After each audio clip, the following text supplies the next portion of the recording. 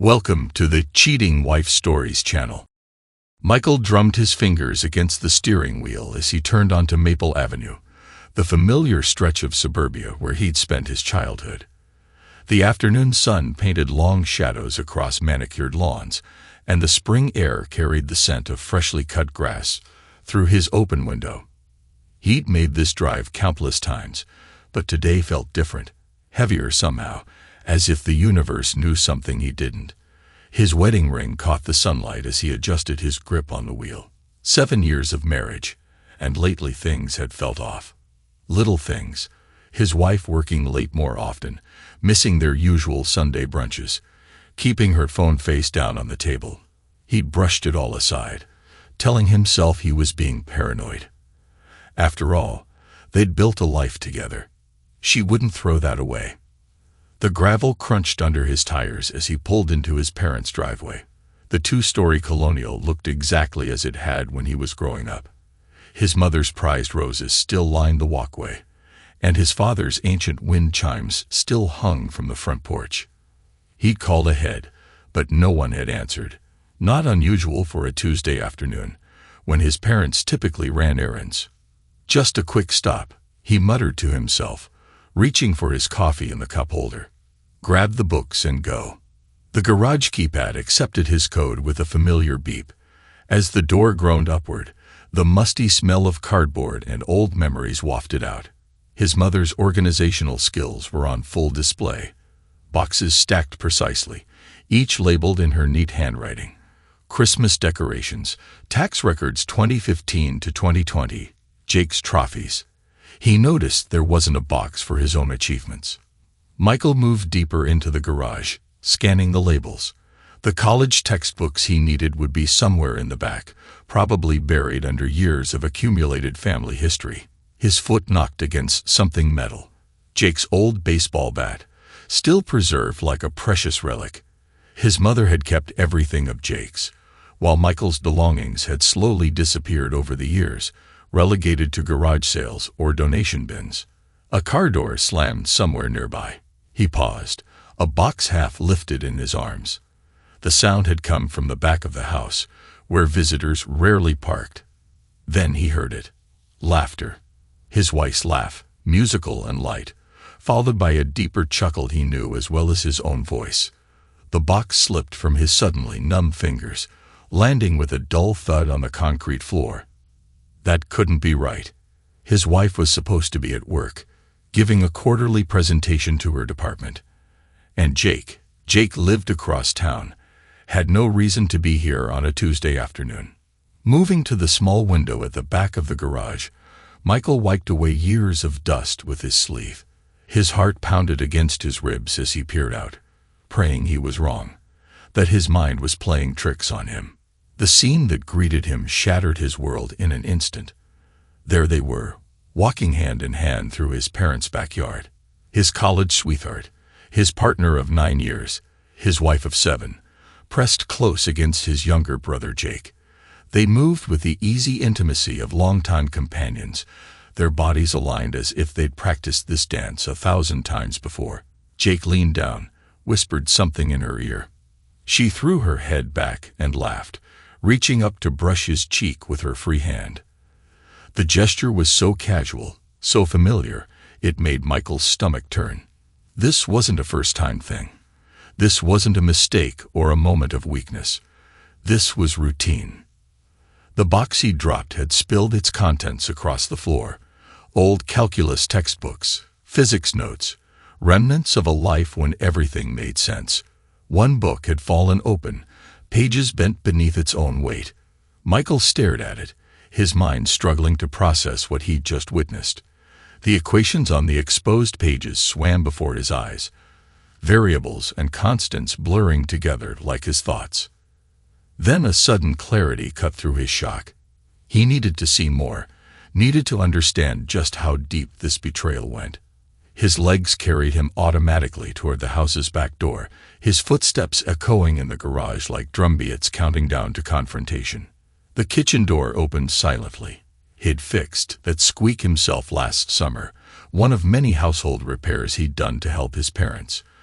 The irony of that maintenance making it easier to catch his wife's infidelity wasn't lost on him.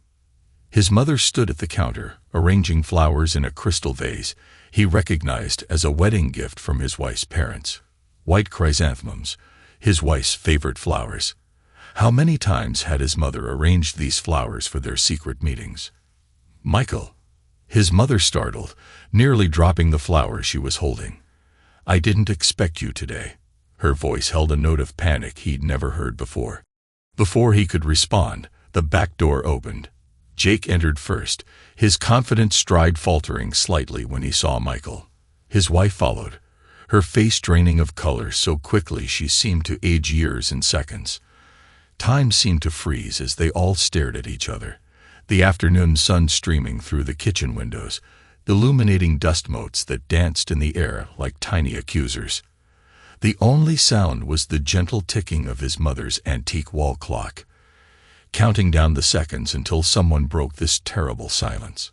Through the window behind them, Michael could see the garden where he and Jake had played as children, where he had proposed to his wife on Christmas Eve 7 years ago, where his mother had hosted countless family barbecues.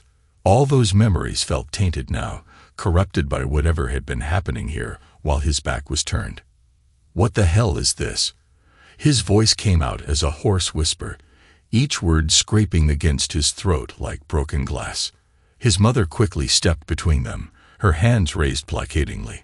The gesture seemed rehearsed, as if she'd anticipated this moment. "Now, Michael, let's all stay calm." Calm. The word tasted like acid in his mouth. Each breath felt like inhaling broken glass. "You knew about this." His mother's expression shifted from concern to something harder, more familiar, the look she'd given him countless times growing up when he'd disappointed her. "These things happen, dear. Sometimes people just grow apart." Grow apart? Michael stared at his mother in disbelief, his hands clenching and unclenching at his sides. "They were sneaking around in your backyard. In my parents' house." "Don't be dramatic," his mother said, her tone taking on that dismissive edge he'd heard so many times before. She adjusted her pearl necklace, a nervous habit he'd noticed whenever she was about to say something particularly cruel. "Your wife has needs, Michael. If you'd taken better care of yourself instead of letting yourself go." The words hit him like physical blows. He looked down at himself. True, he'd gained some weight since college, maybe 30 pounds. The long hours at his accounting firm meant more takeout and less gym time. But to hear his own mother use that to justify this betrayal. "Mom," Jake stepped forward, placing a hand on their mother's shoulder. The gesture screamed of practiced familiarity, of countless private conversations Michael hadn't been privy to. "Thanks for understanding. We didn't want him to find out this way. But maybe it's for the best." Michael's wife hadn't said a word. She stood slightly behind Jake, her hand clutching the back of his shirt like an anchor. The gesture was so intimate, so familiar, it made Michael's stomach turn. How many times had she held on to Jake like that? How many times had they laughed about him behind his back? "How long?"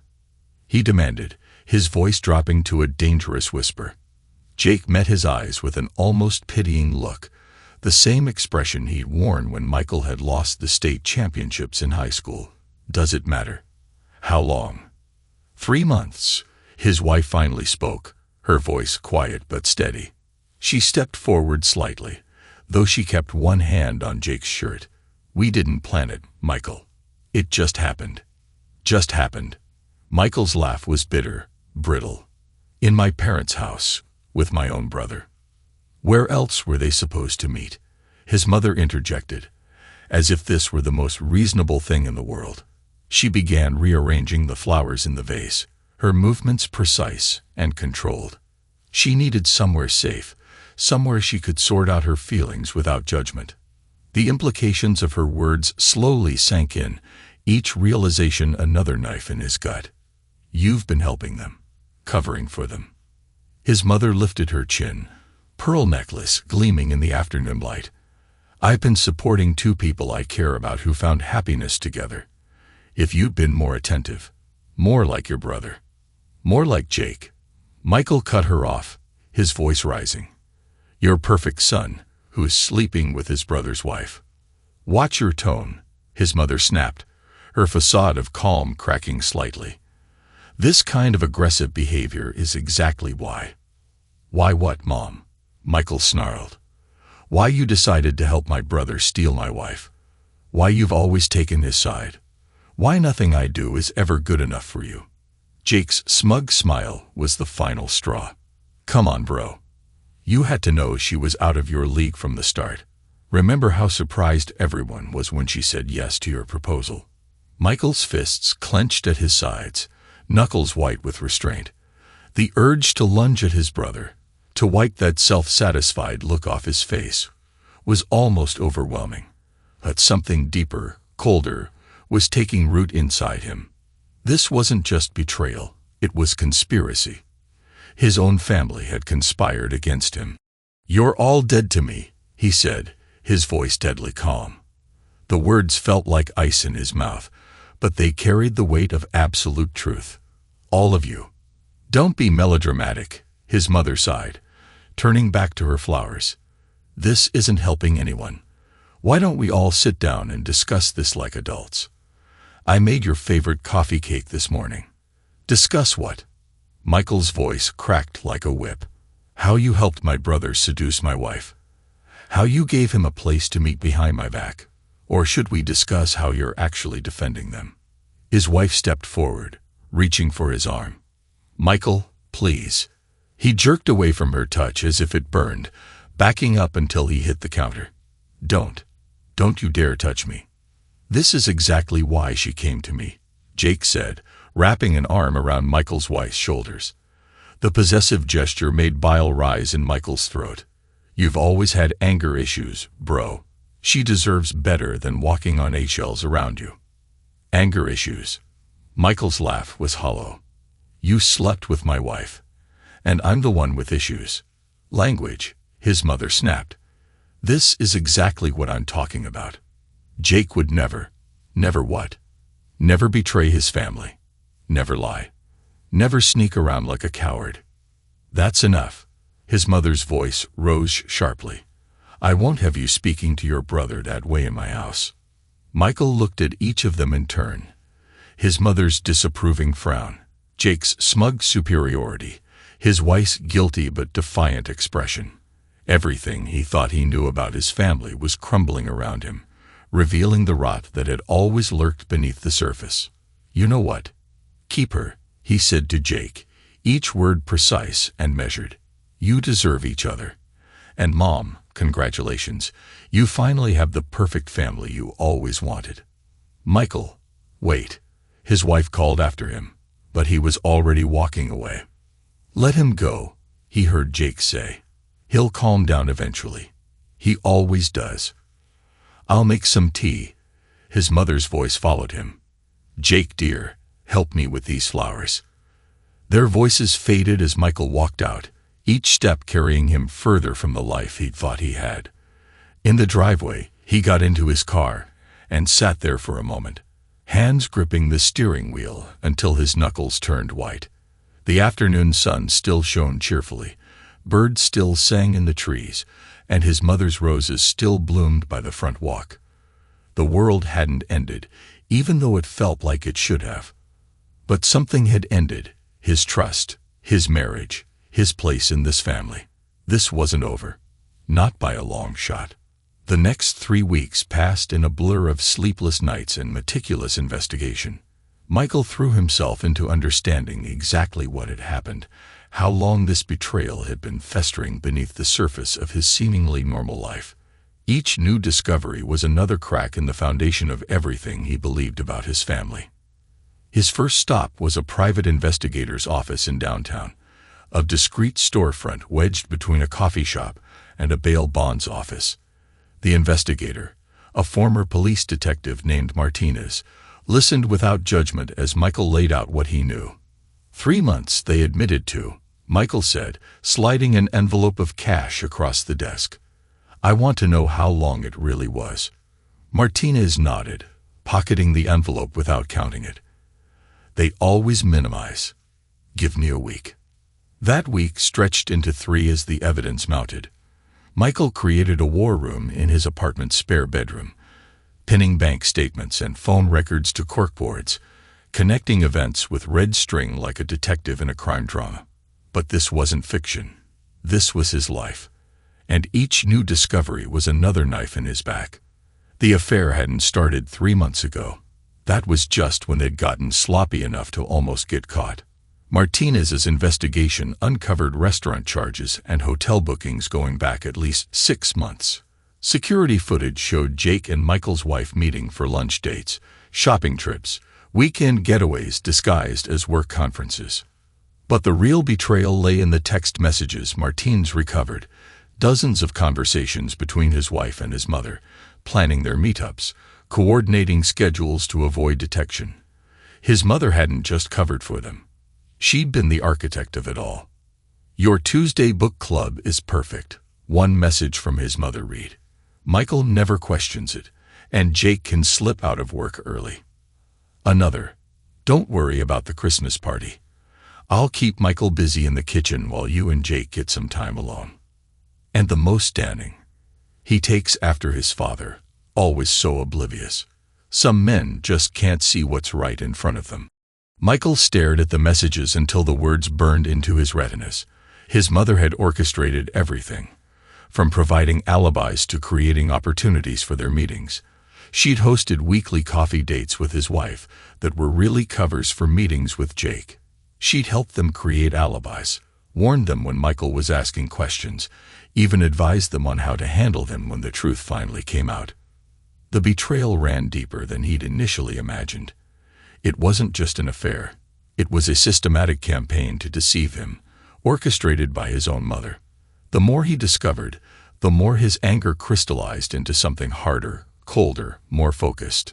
One evening, as he was going through another stack of bank statements Martinez had obtained, something caught his eye. An old medical bill tucked between pages of account summaries. It was from 34 years ago, around the time of his birth. But it wasn't a hospital bill. It was from New Horizons Adoption Agency. Michael's hands trembled as he held the yellowed paper. The letterhead was faded, but the words were still clear. Final placement fee. Infant male. The date matched his birth month exactly. He sat back in his chair, the room suddenly spinning around him. Memories flooded his mind, taking on new meaning in light of this discovery. His mother's constant comparisons between him and Jake, the way she'd always emphasized how Jake had her eyes, her smile, while Michael just looked like himself. The family photos where he seemed slightly out of place, his features never quite matching his parents' or Jake's. "Jesus Christ," he whispered, running a hand through his hair. The weight of this new revelation pressed down on his chest like a stone. It explained everything. His mother's lifelong favoritism, her quick defense of Jake's betrayal, the casual cruelty she'd always shown toward him. He wasn't her son. He was an outsider, an intruder in the perfect family she'd wanted. With hands that shook slightly, he opened his laptop and navigated to a DNA testing services website. 4 kits, he decided. 1 for himself, 1 for Jake, and 2 for his parents. Getting their samples would be tricky, but he'd figure something out. He had to know the truth. He spent the next hour creating a detailed plan in his notebook. His mother's weekly bridge club would provide an opportunity to collect DNA from their coffee cups. Jake's gym habit meant regular water bottle disposal. It wouldn't be easy, but nothing about this situation had been easy. As he wrote, his phone buzzed with a text from Martinez. "Got something big. Meeting tomorrow, 9 a.m.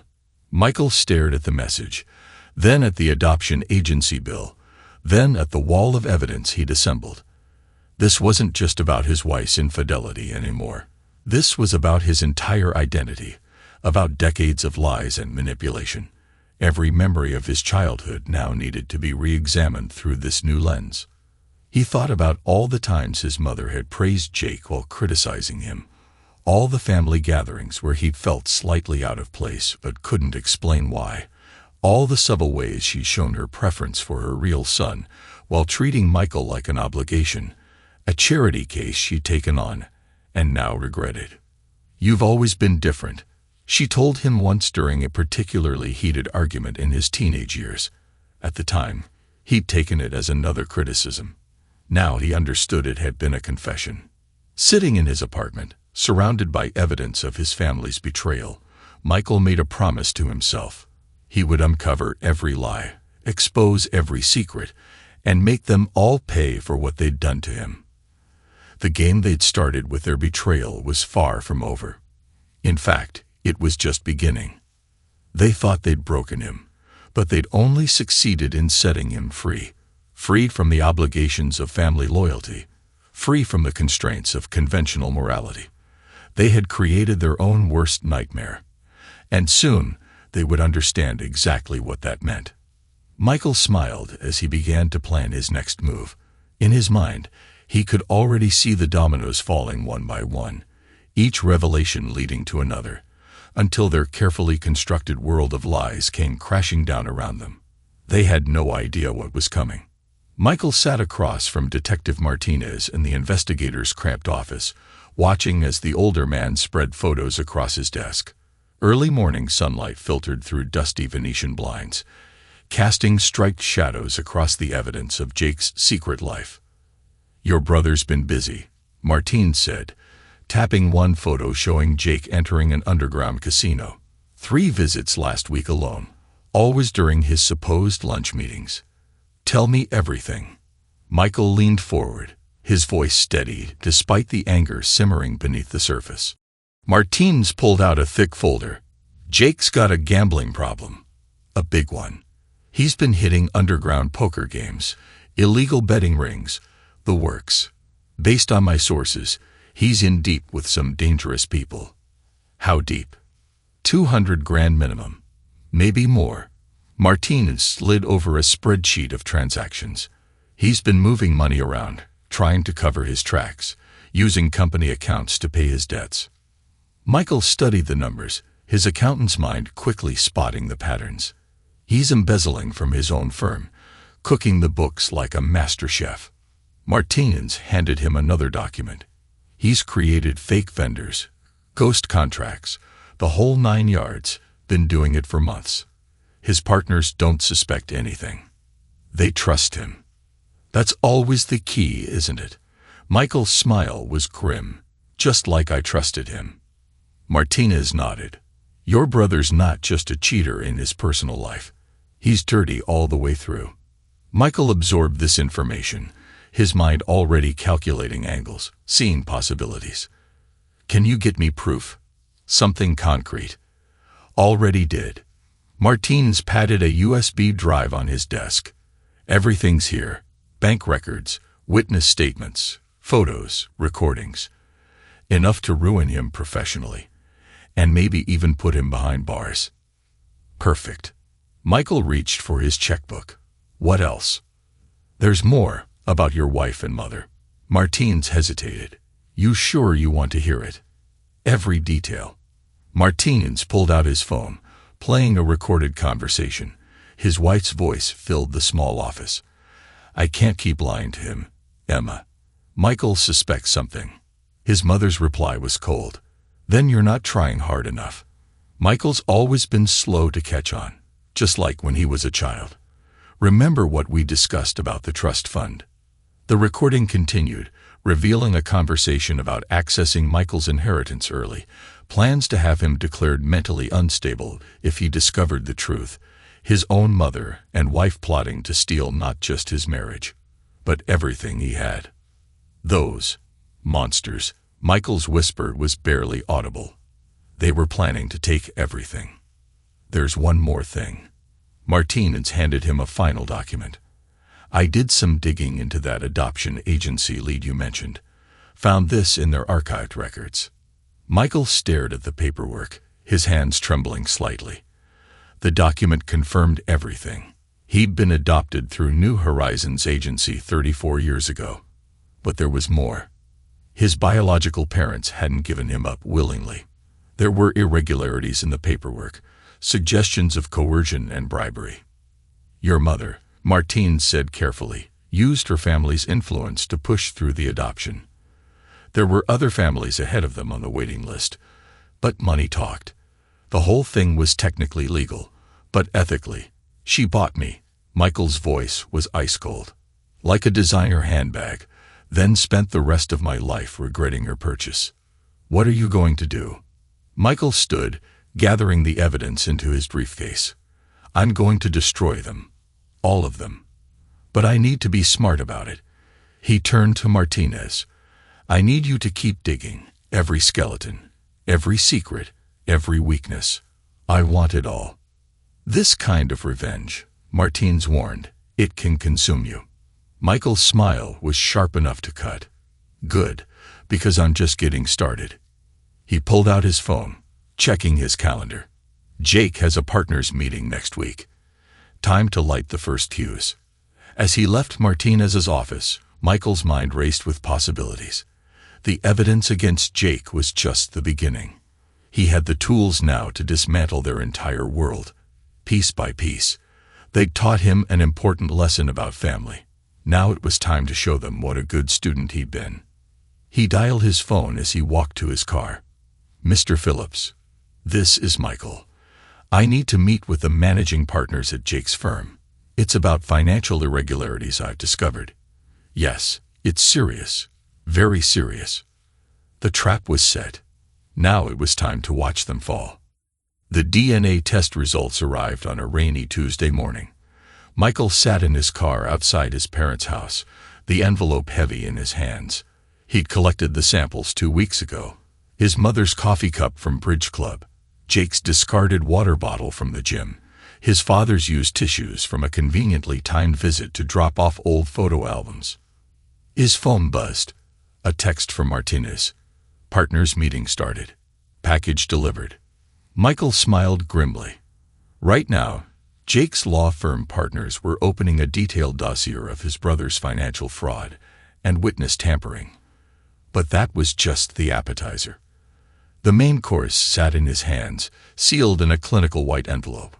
The lab's logo stared back at him as he carefully opened it. His hands didn't shake. He was past that now. 3 pages of scientific analysis confirmed what he'd suspected. He shared no DNA with either of his parents. Jake, however, was their biological child. His phone rang. Jake's name flashed on the screen. You son of a... Jake's voice trembled with rage. What did you do? Having a rough morning, brother. Michael kept his tone light. Or should I even call you that? The partners just suspended me.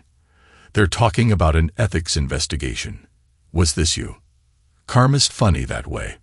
How's that gambling debt working out for you? A sharp intake of breath. How did you? 200 grand is a lot of money, Jake. Especially when you're stealing it from your own firm. Tell me, did you think about that when you were sneaking around with my wife? Listen to me very carefully. Jake's voice dropped to a threatening whisper. You have no idea what you're doing. If you don't stop this right now, You'll what? Michael interrupted smoothly. Tell Mom. Go ahead. I'm heading there now anyway. Time for a family meeting. He hung up as Jake sputtered threats, then dialed another number. Detective Romano. Yes, this is Michael. Remember that evidence of financial fraud I mentioned? I just sent it to your office. You'll find everything you need to start an investigation. The front door opened as he walked up the path. His mother stood there, phone in hand, face flushed with anger. Jake just called. What have you done? Michael brushed past her into the house. We need to talk. If this is about your brother's firm, you've gone too far. Oh, shut up. The word cracked like a whip. He pulled out the DNA results. Let's talk about this instead. His mother's face went pale. What is that? Proof. He slapped the papers down on her precious antique coffee table. Proof that I'm not your son, that I never was. You had no right. No right. Michael's laugh was bitter. That's rich coming from the woman who bought a baby on the black market. His mother sank into her favorite armchair, pearls clutched in one hand. You don't understand. We wanted another child. But after Jake. Save it. Michael circled the room, past the family photos he'd never truly belonged in. Martinez found the original adoption records, the irregularities, the bribes. You didn't just adopt me. You stole me. We gave you everything. His mother's voice rose shrilly. A good home, education, opportunities.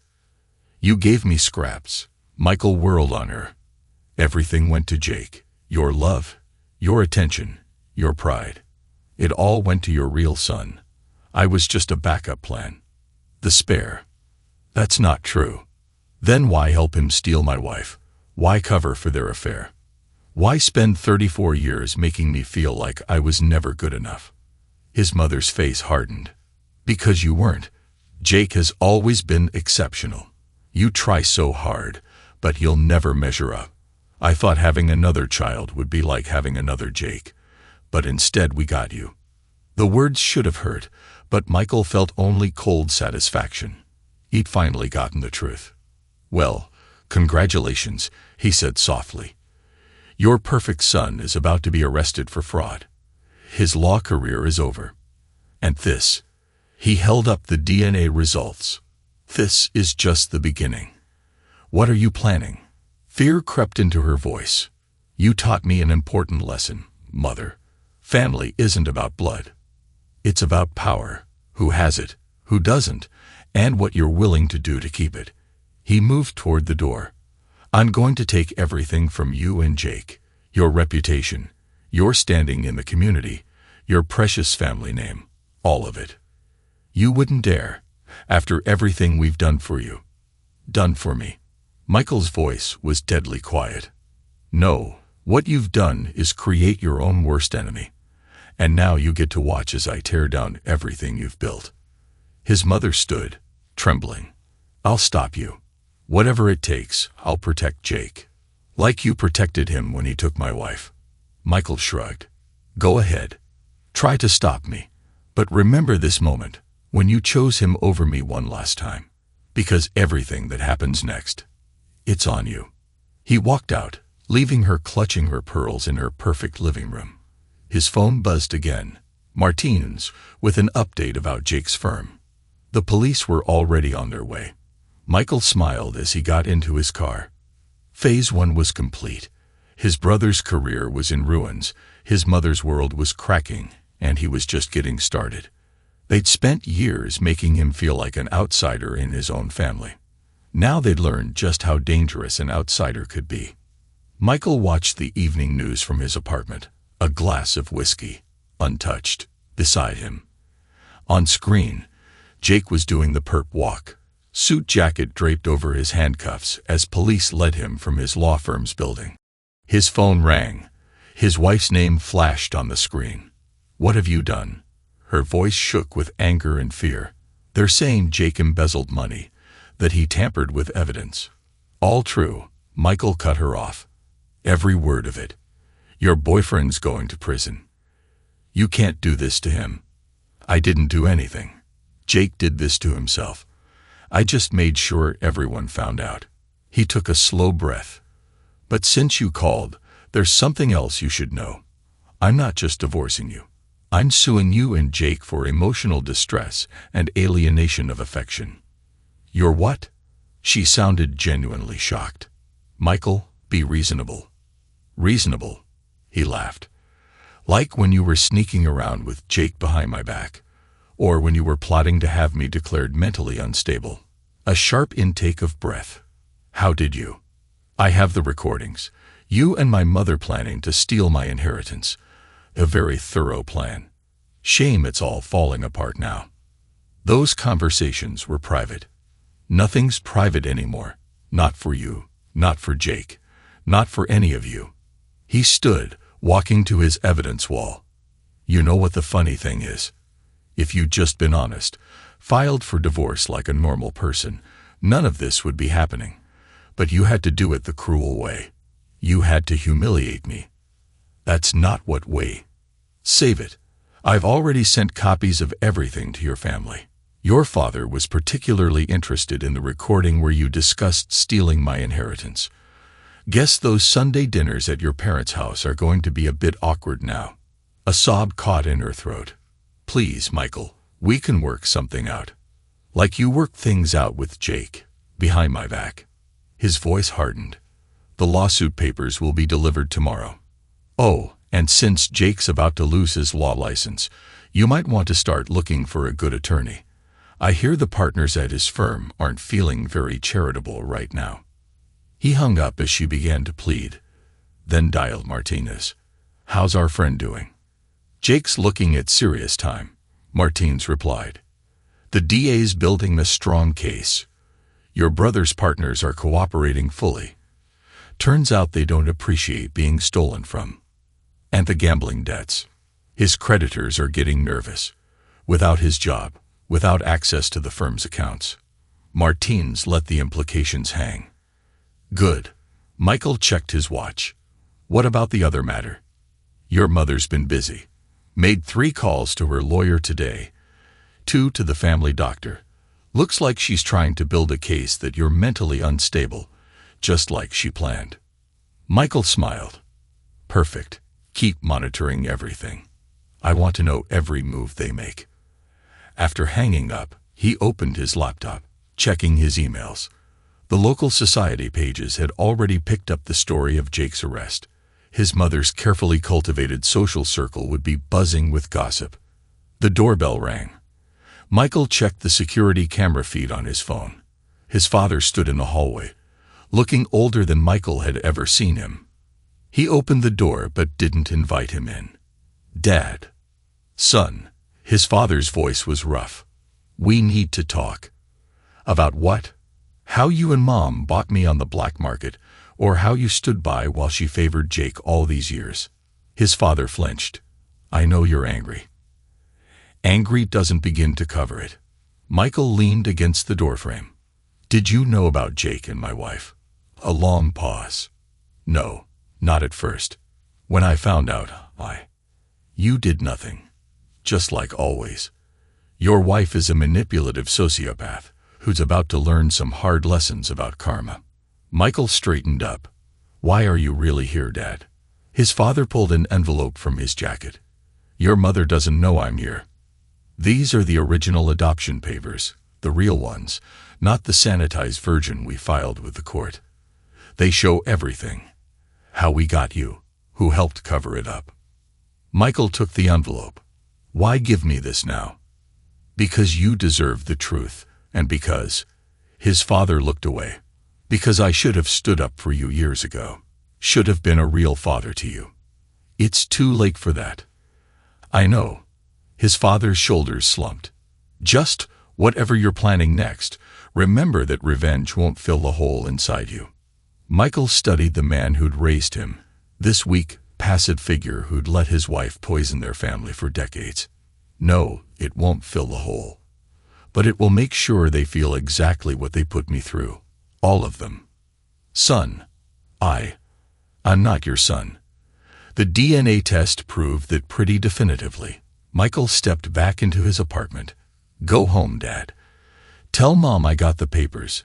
And tell her to watch her back. Because I'm just getting started. He closed the door on his father's pained expression, then opened the envelope. The documents inside were a roadmap of corruption. Judges who'd been bribed. Officials who'd looked the other way. Biological parents who'd been coerced. His mother's fingerprints were all over it. Michael added the papers to his evidence wall, then poured himself another whiskey. On TV, they were replaying Jake's arrest, his brother's face a mask of shock and fear as officers led him away. The evening news anchor's voice filled the room. More developments in the growing scandal at Matthews and Partners law firm. Senior partner Jacob Matthews was arrested today on charges of embezzlement and witness tampering.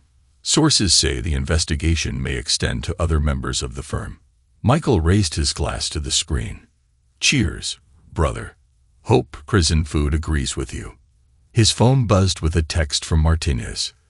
Your mother's calling an emergency meeting of her charity board tomorrow. Want me to leak the adoption story to the press? Michael typed back. Not yet. Let her squirm a little longer. We're just getting to the good part. He walked to his window, looking out over the city. Somewhere out there, his mother was probably trying to manage damage control. His wife was crying to her family, and Jake was sitting in a cell, finally facing consequences for his actions. But this was just the beginning. He had more cards to play, more secrets to reveal. They'd torn his life apart piece by piece. Now he would return the favor. Michael stood in the observation room at the county jail, watching through one-way glass as Jake paced in his orange jumpsuit. His brother had been in custody for 3 days, and it showed. His usual polished appearance had crumbled into nervous exhaustion. "Your brother's requesting a meeting," the guard said. "Says it's urgent." "I bet he does." Michael nodded. "Let's give him what he wants." The metal door clanged shut behind him as he entered the visiting room. Jake's head snapped up, hope flashing across his face, before being replaced by careful calculation. "You look comfortable," Michael said, taking the seat across the table. "Cut the crap." Jake leaned forward, lowering his voice. "You've made your point. Now get me out of here." Michael raised an eyebrow. "Why would I do that?" "Because I'm your brother, damn it." Jake slammed his hand on the table. A guard shifted, watching closely. "You've had your revenge. Isn't this enough?" "Enough?" Michael's laugh was cold. "You slept with my wife, stole from your firm, and think 3 days in jail makes us even. I can make it right." Jake's voice took on a desperate edge. "The firm, they'll drop the charges if I pay everything back. Mom's willing to help with the money." "Of course she is. Her golden boy needs saving." "What do you want from me?" Jake's facade cracked further. "An apology." "Fine. I'm sorry. I never should have." "Spare me." Michael held up a hand. "You're not sorry you did it. You're sorry you got caught. There's a difference." "The gambling debts," Jake whispered, glancing at the guards. "These people, they're not like your PI friend. They'll kill me if I can't pay." "Sounds like a personal problem." "Jesus Christ, Michael." Jake's voice rose. "You want to destroy me? Fine. But Mom's having a breakdown. Dad's a mess. Your wife is being sued for every penny she has." Michael smiled. "How's that going, by the way? Her family must be thrilled about the recordings." Jake slumped in his chair. "You've changed. The Michael I knew would never. The Michael you knew died the day he caught you and Mom in the backyard." He stood up. "You want to know the funny part? I found out I'm not even your real brother. Mom and Dad bought me. Explains a lot, doesn't it?" "What are you talking about?" "DNA doesn't lie, Jake, unlike this family." Michael moved toward the door. "Enjoy prison. I hear they love corrupt lawyers inside." "Wait." Jake's handcuffs rattled as he stood. "These people I owe money to. They'll come after the family, after Mom." "Again, not my problem." Michael knocked for the guard. "You chose this path, brother. Now you get to walk it alone." Back in his car, Michael checked his phone. 3 missed calls from his mother, 2 from his wife, 1 from Martinez. He dialed the PI first. "Got something big," Martinez said without preamble. "Your mother's been busy. Made 4 calls to that adoption agency contact from 30 years ago, the one who helped arrange everything." "Yeah, guy named Reynolds. Still works there." "Here's the interesting part," Martinez continued. "He's on the board of your mother's favorite charity, the one she chairs." Michael smiled. "Let me guess, she's trying to buy his silence." "Bingo. Meeting set for tomorrow at the country club. Want me to make sure the press knows about it?" "No." Michael started his car. "I'll handle this one personally. Send me everything you have on Reynolds. Time to add another piece to the board." He drove to his office, where a wall of evidence had grown into a war room. Photos, documents, and sticky notes covering every surface, each piece a weapon in his arsenal of revenge. His phone buzzed with a text from his wife. "Please, we need to talk. I'm staying at my parents' house. Just give me one chance to explain." He ignored it, focusing instead on the latest addition to his wall, a photo of Thomas Reynolds, the adoption agency official who'd helped his mother buy him 34 years ago. The man looked exactly like what he was, a bureaucrat who'd spent decades profiting from other people's desperation. Michael's desk phone rang, his private line. "Mr. Matthews," a nervous female voice said. "Amanda from the Westbrook Country Club. Mrs. Matthews asked me to confirm your attendance at tomorrow's charity board meeting. She says it's vital you be there." "Did she now?" Michael leaned back in his chair. "Tell her I wouldn't miss it for the world." He hung up and pulled up his mother's charity organization on his laptop, the Westbrook Foundation for Children's Welfare. The irony was almost too perfect. His office door opened. Martinez walked in, carrying a thick folder. "Everything on Reynolds," the PI said, dropping the file on Michael's desk. "Guy's got skeletons in his closet going back decades. Used the adoption agency to run a nice little side business in baby brokering. Your mother wasn't the only one he helped, not by a long shot." Martinez tapped the folder. Reynolds kept records, detailed ones, insurance, in case anyone tried to expose him. But he missed one thing. Michael guessed. Martinez pulled out a single sheet of paper. "Your mother kept her own insurance. Found this in a safety deposit box she opened right after your adoption." Michael scanned the document, his smile growing colder.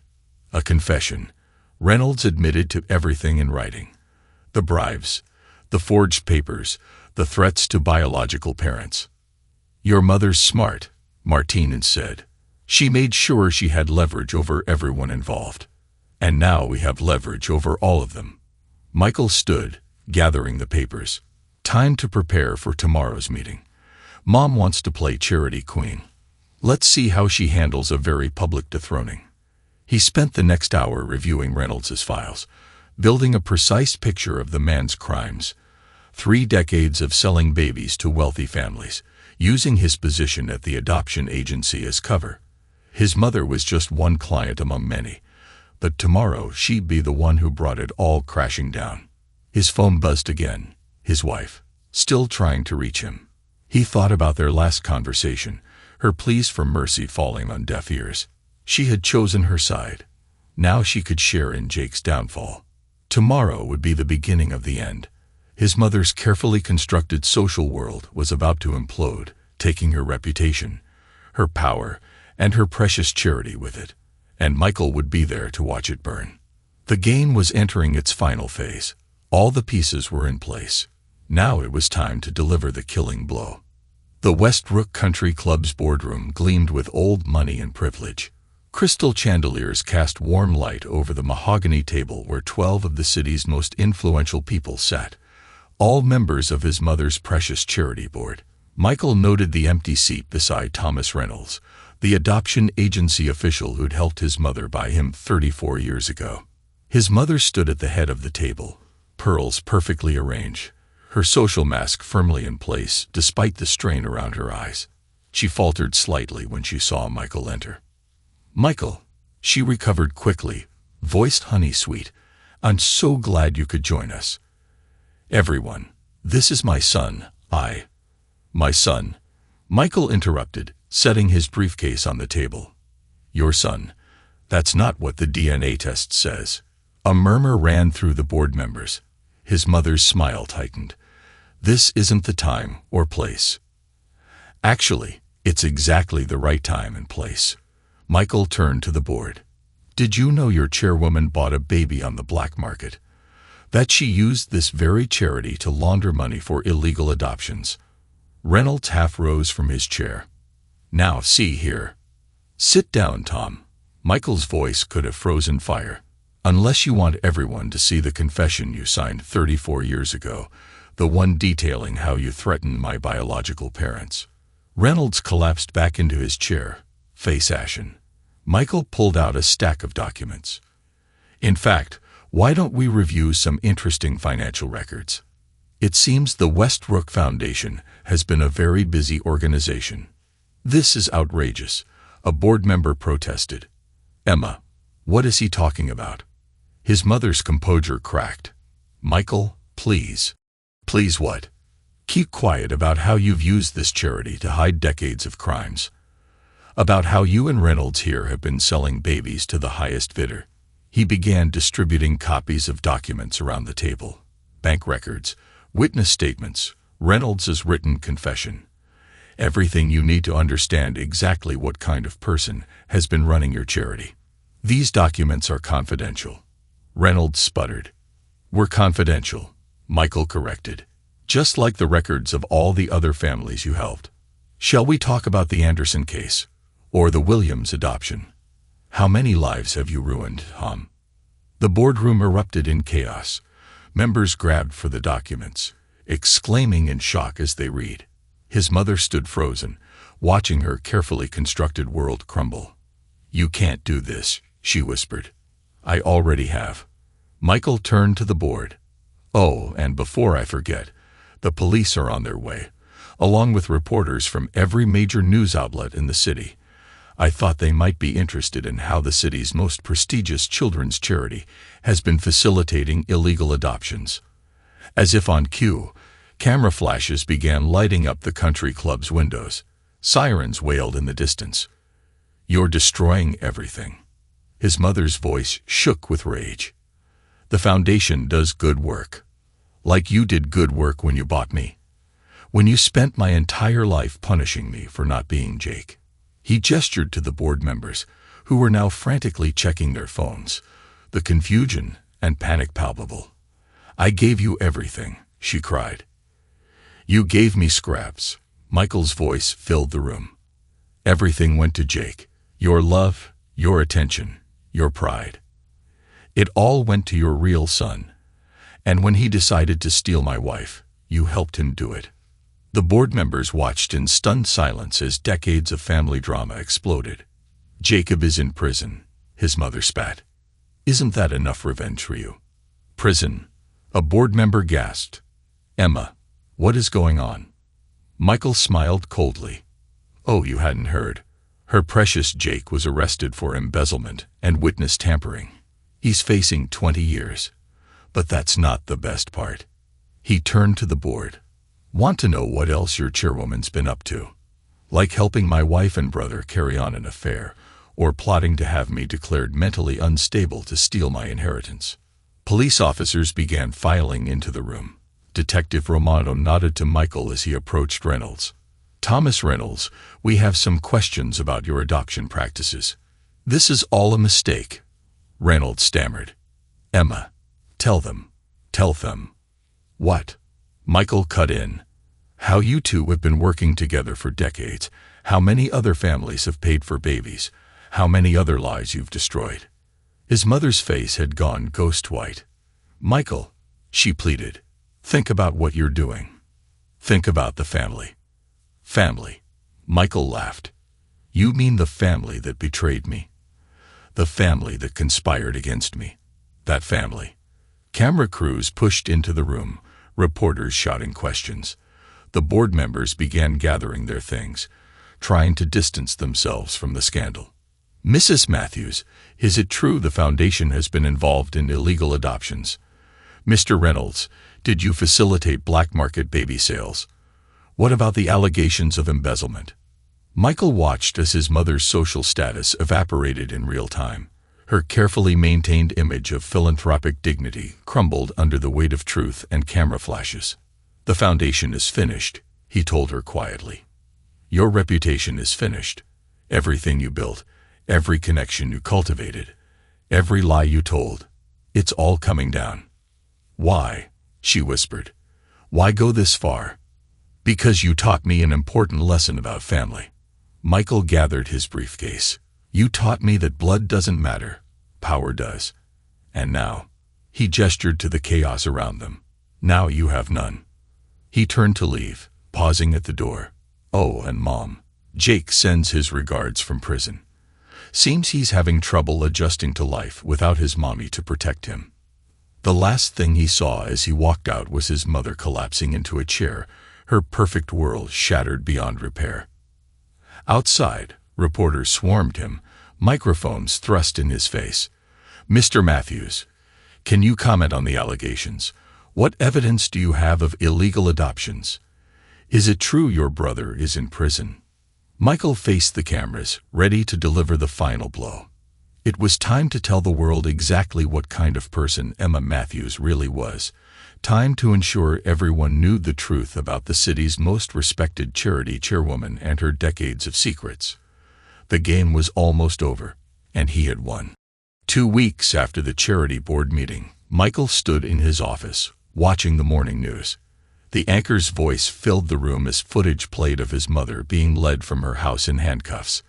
In continuing coverage of the Westbrook Foundation scandal, Emma Matthews, former chairwoman of the prestigious children's charity, has been arrested on charges of fraud and conspiracy. This follows the earlier arrests of adoption agency official Thomas Reynolds and Mrs. Matthews' son, prominent attorney Jacob Matthews. His phone rang. "Martinez, quite a show you've put on," the PI said. "Your mother's arrest is all over the news. How's she handling it?" "Not well." Michael turned off the TV. Her lawyers pushing for house arrest, citing health concerns, but with Reynolds turning state's evidence. Amazing how quickly loyalty crumbles when people face prison, Martinez agreed. Speaking of prison, Jake's creditors are getting impatient. Word is they're planning to collect from your parents, since Jake's assets are frozen. "Not my problem anymore." "What about your wife?" "Living with her parents. The lawsuits destroyed her financially. Her father had to remortgage their house to pay the legal fees." Martinez paused. "She tried visiting Jake in prison yesterday. They denied her access. Seems Jake told the guards he doesn't want to see her anymore. Trouble in paradise." "More like reality setting in," Michael said quietly. Prison has a way of changing perspectives. A knock at his office door interrupted them. "I'll call you back," Michael said, hanging up. His father stood in the doorway, looking aged beyond his years. "Can we talk?" Michael gestured to a chair. His father sat heavily, pulling out a folded newspaper. The headlines screamed, "Charity chair arrested, decades of fraud exposed." "Your mother's lawyer called," his father said quietly. "They're offering a deal. If you drop the lawsuit against your wife, agree not to testify." "Not happening." "Son." "Michael," his father corrected himself, voice thick with regret. "Haven't they suffered enough?" Michael leaned forward. "Let's review what they've suffered, shall we? Jake's in prison for crimes he actually committed. Mom's facing charges for fraud she actually perpetrated. My wife's broke because she chose to betray me. How is any of that my fault?" "The family name." "Isn't my family name, is it?" Michael's eyes flashed. "The DNA test proved that clearly." His father slumped further. "We loved you. Maybe not. Maybe not the way we should have, but we did." "No, you didn't. You tolerated me. Mom resented me, and Jake saw me as something to compete with, then something to steal from. I should have stopped it," his father admitted. "Should have stood up to your mother years ago. But you didn't. You watched her favor Jake, watched her tear me down, watched her help them destroy my marriage. You watched everything and did nothing. I was weak." "Yes, you were." Michael stood. "And now you get to watch everything crumble. The house is being seized as evidence. Mom's social standing is destroyed. Jake's career is over.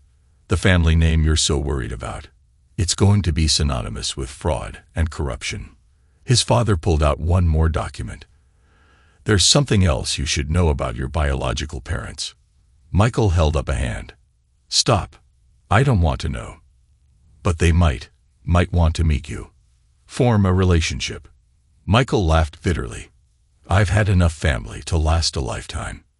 "They were good people," his father pressed. "Your mother and Reynolds. The threats they used. It's all coming out in the trial." Michael moved to the door. "Go home, Dad. Take care of Mom. She's going to need it when the press camping outside finally gets a comment from her." After his father left, Michael returned to his evidence wall. Most of the documents had served their purpose now, but he kept them as reminders. His phone buzzed with a text from his wife. "Please, we need to talk. My family's accounts are frozen. The lawsuit, we can work something out. He deleted the message without responding. Let her sit in her parents' house, dependent on their charity, watching her comfortable life slip away. Let her live with the consequences of her choices. His desk phone rang. Detective Romano. Thought you'd want to know, the detective said. Reynolds is talking. Gave us everything on the adoption scams. Your mother's going away for a long time. And Jake. The DA's offering 20 years with the evidence you provided about the witness tampering. He doesn't have much choice but to take it. Michael hung up and walked to his window. From his office, he could see the courthouse where Jake would be sentenced next week, the country club where his mother's empire had crumbled, the expensive neighborhood where his wife was hiding at her parents' house. All the pieces of their lives scattered and broken, just like they'd broken him. His secretary buzzed in. Mr. Matthews, a reporter from the Times on line 1. They want a comment about your mother's arrest. Tell them no comment, Michael said, turning from the window. I've said everything I need to say. That evening, Michael drove to his parents' house one last time. He parked across the street, watching as police evidence teams continued their search. Crime scene tape wrapped the property like Christmas ribbons. News vans lined the street, hungry for any glimpse of the disgraced society queen. The roses his mother had tended so carefully were wilting, untended since her arrest. The precious lawn where she'd hosted charity events was trampled by police boots and camera crews. The perfect facade she'd maintained for decades was cracking, revealing the rot beneath. This house, this shrine to family lies, had witnessed it all. His wife and brother's betrayal, his mother's manipulation, years of favoritism and cruelty disguised as love. Now it was just another crime scene. Michael smiled as he drove away. They had created this outcome themselves, with every lie, every betrayal, every moment they'd made him feel like an outsider in his own family. He'd just shown them what a real outsider could do. The game was over, and he had won. Thanks to everyone who took the time to listen to today's stories. If you enjoyed it, please consider liking and subscribing if you haven't already. Feel free to share your thoughts on the events in the comments below. Take care.